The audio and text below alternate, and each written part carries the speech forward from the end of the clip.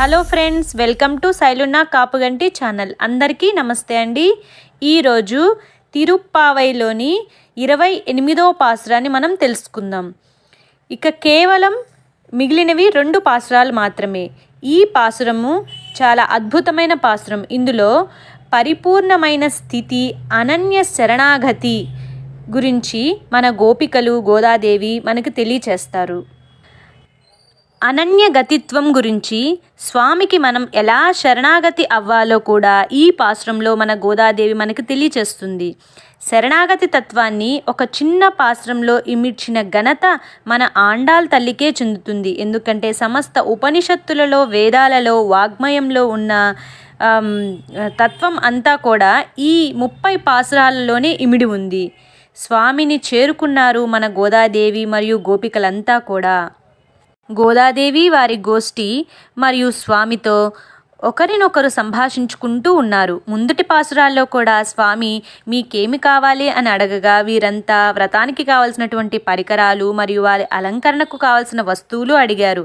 అంతేకాకుండా స్వామితో కలిసి భుజించాలి అని చెప్పి నెయ్యిలో మునిగి ఉన్న కమ్మనైన క్షీరాన్నంను ఆరగించాలని కోరగా స్వామి కూడా అంగీకరించారు. ఆ విధంగా ముందటి పాసురం జరిగింది. ఈ పాసురంలో స్వామికి మరియు వీరందరికీ సంభాషణ ఏ విధంగా కొనసాగిందో తెలుసుకుందాం. అరవైగల్ పిన్ సెన్రు కానం సేరందున్ బోం அறிவொன்றுமில்லாத ஆய் குலத்து உந்தன்னை பிறவி பெருந்தனை புண்ணியம் யாமுடையோம் குறை ஒன்றுமில்லாத கோவிந்தா உந்தன்னோடு உறவேல் நமக்கு இங்கு ஒலிக்க ஒலியாது அறியாத பிள்ளைகளோம் அன்பினால் உந்தன்னை சிறு பேரலைத்தனவும் சீறி எருளாதே இறைவா நீ தாராய் பறை ఏలోరెంబావాయ్. స్వామి మన గోదాదేవి గోపికలతో ఈ విధంగా అంటున్నారట. అమ్మా, మీరందరూ నన్ను చేరాలనుకున్నారు, మీరు అడిగినవన్నీ ఇచ్చా కదా, మీరు పరమాత్మను చేరుకోవడానికి చేసిన యోగం ఫలించిందిలే, మీకు ఆ యోగ్యత ఉండబట్టే నేను మీకు ఇచ్చాను అని అన్నారట. అప్పుడు వారు వెంటనే మాకేమీ యోగ్యత లేదు స్వామి, ఓ కృష్ణ, మేమంతా అజ్ఞానులం, గొల్లవారము, మాకు ఏమీ తెలీదు, మేమేమన్నా మహర్షులమా, యోగులమా, మాకేమైనా అనుష్ఠానాలు తెలుసా, సంధ్యావందనాలు తెలుసా, మాకు ఏమీ తెలియదు స్వామి, మేము కేవలం పశువులను కాచుకునేవారం. ఎవరైనా జ్ఞానులను ముందు ఉంచుకొని వారి వెనక నడుస్తారు, కానీ మేమేం చేస్తామో తెలుసా స్వామి, పశువుల వెనకాలే అడవికి వెళ్ళి వాటిని కాచుకుంటూ ఉంటాము, వాటిని మేపుటకు వెళ్తాము, శుచి శుభ్రతను పాటించక భుజిస్తుంటాం అని గోపికలు మరి గోదాదేవి అన్నారట. అప్పుడు స్వామి, ఓహో, మీరు అడవులకు వెళ్తారా, మీరు గొల్లవాళ్ళు కదా, మీ పని మీరు చేస్తున్నారు, మీరు సాధకులే కదా, పశువుల్ని మేపటము మీ యొక్క కర్మయోగము అన్నారట. అంటే స్వామి ఏం చెప్తున్నారంటే, ఆధ్యాత్మిక గ్రంథాలు కానీ, శాస్త్రాలు కానీ, వేదాలు కానీ ఏమి చెప్తున్నాయంటే మన కర్మలను మనం నిజాయితీగా ఆచరించాలి.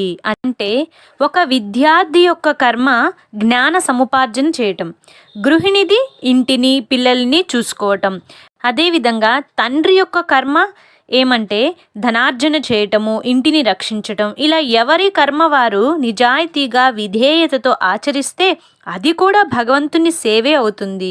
అందుకే స్వామి కూడా గోపికలతో ఈ విధంగా అంటున్నారట, మీ కర్మ మీరు చేస్తున్నారు కదా, మీ యొక్క కులధర్మాన్ని మీరు చేస్తున్నారు, అందుకే మీరందరికీ మోక్షం ఇస్తానులే అని చెప్పి స్వామి వారితో అన్నారట.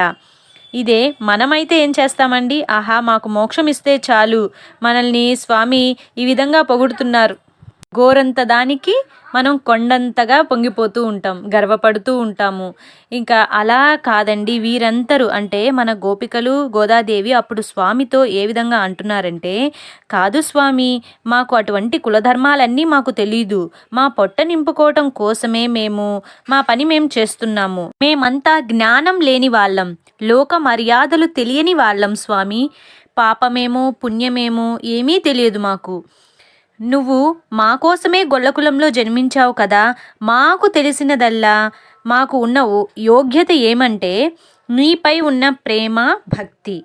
మాలో ఎన్ని లోపాలున్నా కానీ మా కోరికలు నువ్వు తీర్చుతున్నావు. నువ్వు ఎంత గొప్పవాడివి స్వామి. నిన్ను చేరుకోవడమే మాకు మోక్షం. నీ అనుగ్రహమే మాకు కావాలి అని వీరంతా అంటున్నారట. మేము ప్రేమతో తెలియక ఇప్పటి వరకు కూడా నిన్ను చిన్న చిన్న పేర్లతో పిలిచాము. అంటే గోవిందా అన్నాము, కృష్ణయ్య అన్నాము, కన్నయ్య అన్నాము, చిన్ని కృష్ణ, అల్లరి కృష్ణ, ముద్దుల కృష్ణ, కొంటి కృష్ణ, ఇలా మాకు ఇష్టం వచ్చినట్టు నిన్ను పిలిచాము కదా. అందుకని నీకు కోపం వచ్చిందా స్వామి? నువ్వు అంత మాత్రాన మమ్మల్ని కోపగించక మేము కోరిన పరై అనేటి దానిని మాకు అనుగ్రహించవయ్యా అని అడిగారట మన గోదాదేవి మరియు గోపికలంతా కూడా. మనము కూడా మన యొక్క కర్మలను సక్రమంగా నెరవేర్చాలి. పరమాత్మను పొందుటకు భగవంతుని అనుగ్రహమే కారణం కావాలి తప్ప మన యోగ్యతలు కారణం కావు. ఎందుకంటే మనకు అంత యోగ్యతలే లేవు. అటువంటి అనన్య గతిత్వ భావన, అనన్య శరణాగతి భావనను మనం అలవర్చుకోవాలి. ఈ పాసురంలో ఆండాళ్ తల్లి చెప్పిన మాటలే మనకు మార్గదర్శకాలు. అంటే గర్వం ఉండకూడదు. మనం ఎదుటివారు మనని ఎంత పొగిడినా నీకు అది వచ్చు ఇది వచ్చు అంటే మనం పొంగిపోయి మనము ఏదో సాధించామని, మనకి తెలిసింది గోరంత, తెలియంది కొండంతుంటుంది. అందుకని గర్వం ఉండకూడదు. స్వామిని మనము మాకు ఏమీ తెలియని అజ్ఞానులము, మమ్మల్ని అనుగ్రహించవయ్యా అని కోరుకోవాలట. అప్పుడు స్వామి యొక్క అనుగ్రహం తప్పకుండా కలుగుతుంది. ఆ స్వామి యొక్క అనుగ్రహం మనందరికీ కలగాలని మనస్ఫూర్తిగా కోరుకుంటూ thanks for watching this video. అందరికీ నమస్తే అండి. ఆండాళ్ తిరువడిగలే శరణం.